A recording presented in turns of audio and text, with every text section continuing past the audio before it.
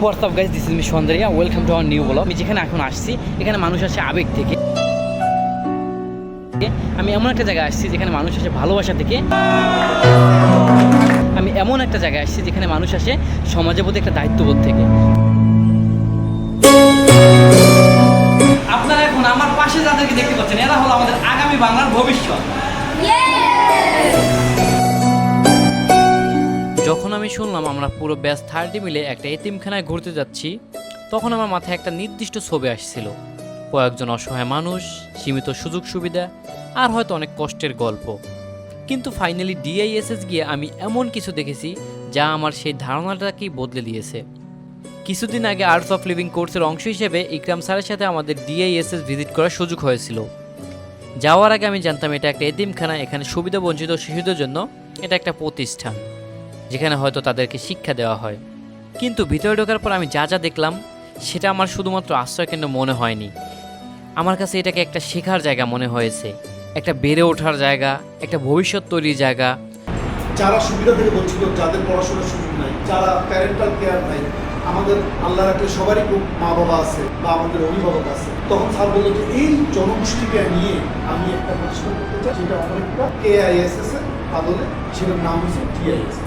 সবচেয়ে আগে আমার কাছে যেটা নজরে আসে সেটা হলো এখানকার পরিবেশ। ড্যাফোডিল ইন্টারন্যাশনাল ইউনিভার্সিটির প্রাইভেট ছাত্রছাত্রীদেরকে যেরকম নিট অ্যান্ড ক্লিন ওয়াশরুম দেওয়া হচ্ছে, ঠিক সেম অ্যাঙ্গেলে আমাদের এই যে ছোটো ভাইয়াদেরকেও একদম পরিপূর্ণ পরিষ্কার পরিচ্ছন্ন একটা ওয়াশরুম দেওয়া হচ্ছে এবং যত ফ্যাসিলিটিস আছে সব কিছুই ছিল নিট অ্যান্ড ক্লিন। জি সত্য, এই কথাগুলো সত্য।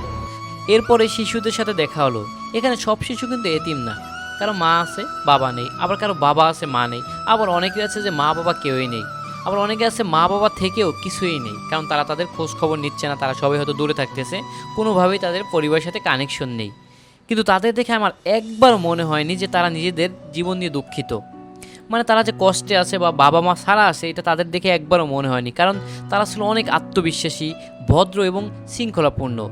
তাদের কাছে সবচেয়ে বেশি যেটা ইম্পর্টেন্ট ছিল তাদের হলো শিখতে হবে, তারা শিখতে আগ্রহী ছিল। এটা দেখে আমার খুব ভালো লেগেছে।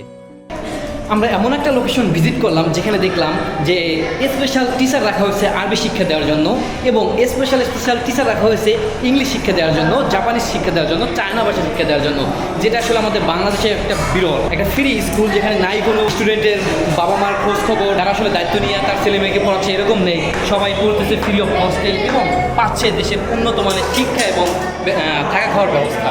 সত্যি বলতে আমি এটা শুনে অবাক যে এই ছোটো বাচ্চারা জাপানি, চাইনিজ এগুলো শিখতেছে, এটা ভাবা যায়।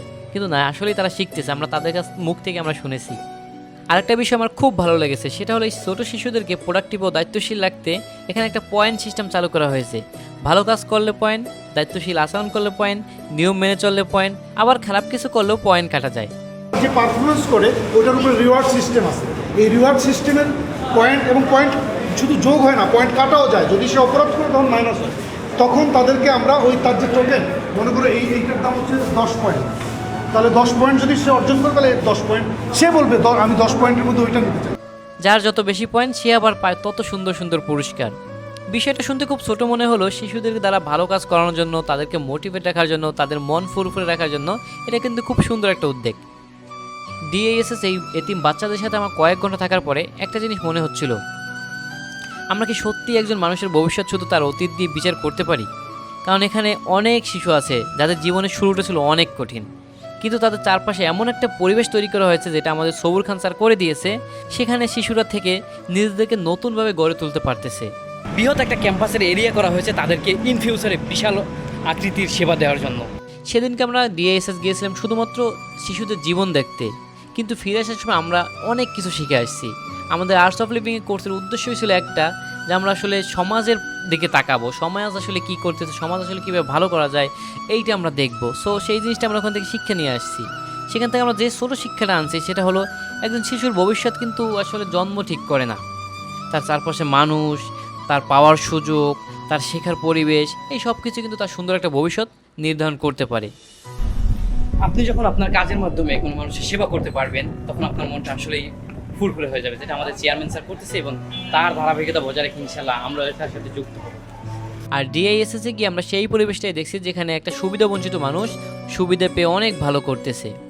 তাই আমরা সবাই মিলে দোয়া করবো এই ডিএএসের যেন অনেক বড় হয় এবং এটা যারা তৈরি করছে আমাদের সবুর খান স্যার সহ আরও যারা এটার সাথে যুক্ত আছে সবাই যেন অনেক ভালো থাকে এবং আরও ভালো ভালো প্রতিষ্ঠান করতে পারে, প্লাস এই ডিএএসের যেন অনেক বড় হয়, অনেক সুবিধাবঞ্চিত মানুষ যেন এখানে আশ্রয় পায়, তারা যেন একটু মানুষ হয়ে উঠতে পারে এবং তাদের বুকের কষ্টটা ভুলে তারা যেন একটা নতুন জীবন পেতে পারে, এই সুযোগটা যেন হয়। এর জন্য সবাই দোয়া করবেন এবং আপনার জায়গা থেকে আপনি যথেষ্ট সমাজের জন্য করার চেষ্টা করবেন এবং যারা অলরেডি করতেছে তাদের সাথে থাকবেন, তাদেরকে সাপোর্ট দিয়ে যাবেন।